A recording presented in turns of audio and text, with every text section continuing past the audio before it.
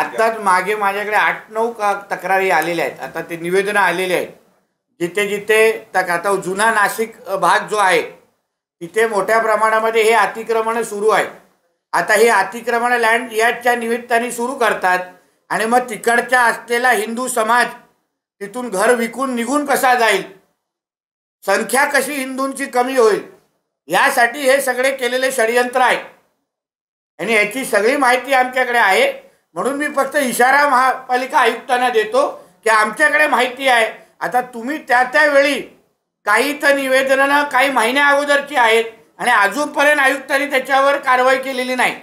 म्हणून अशा पद्धतीचा कारभार करायचा असेल तर सरकार आमचं आहे, आम्ही आमच्या पद्धतीने मग आवाज उचलू. मग सांगायचं नाही की आम्हाला खुर्ची ट्रान्सफर का केली. भाषणात काहीतरी म्हणत होता की संस्थेला जर कोणी थांबवण्याचा किंवा बंदी घेण्याचा प्रयत्न केला तर आम्ही खंबीरपणे पाठीशी आहोत. काय विषय होता? अशा काही तक्रारी या संस्थेकडे आलेल्या आहेत, जिथे काही लोकांनी पत्रव्यवहार करून, आता काही गोष्टी मला चॅरिटी कमिशनरशी बोलल्यानंतर या बाबतीमध्ये मी एक स्वतंत्र पत्रकार परिषद घेईन. कारण का एका संस्थेला अगर असं वेठी धरण्याचं काम एक जबाबदार व्यक्ती करत असेल तर त्याला त्या गोष्टी आम्ही खपून घेणार नाही. म्हणून आज फक्त ट्रेलर दाखवण्याच्या निमित्ताने इथे आलेलो. उद्या अगर पिक्चर दाखवण्याची वेळ आली तर मग त्या संबंधित व्यक्ती अडचणीत येऊ शकतो.